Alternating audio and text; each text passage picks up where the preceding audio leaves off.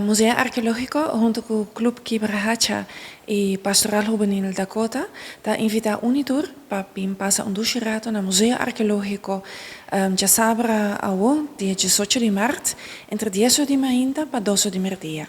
Maneira da costume, nós também abrir para público e a viajar aqui nós também tem open house de edifício nanco aqui da restaurant, danke na sostén financeiro também do Ministério de Cultura e de UNOCA, Cas Dundum e fruteria aqui da Clá e público passa visitar, bem wakker per mês, of lo oferece também via guia door die nos director interino, senhor Pancho German, que lo pode contestar perguntas na tocante de processo de restauração e também de exposição, mantendo nossa herência viva, que lo bem pronto, den essa sala bonita restaurante aqui na.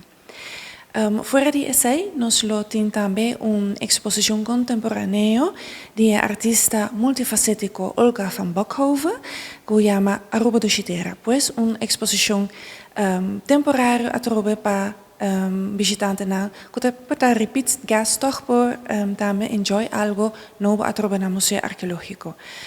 Club Quibrahacha lo deleta público dia aquí con grupo de cuarta. Lo comienza a 10 de mañana con nos himno de nos isla y también lo bien con una exposición de cuadra de nan cliente. Pastoral Juvenil Dakota da hay aquí na encargo de Kids Corner, nang lo ofrece obra de man, face painting, photobooth y también lo vende pasticci, sopi, coi bebe, etc. Esa que está para recordar fondo para por bai e jornada mundial juvenil que lo toma lugar na juli e hay aquí na Portugal. Pues mucha nang joven aquí bien sostener nan también para nan por hasi nan sonho realidad y pai por Portugal para celebración especial aquí de Nan.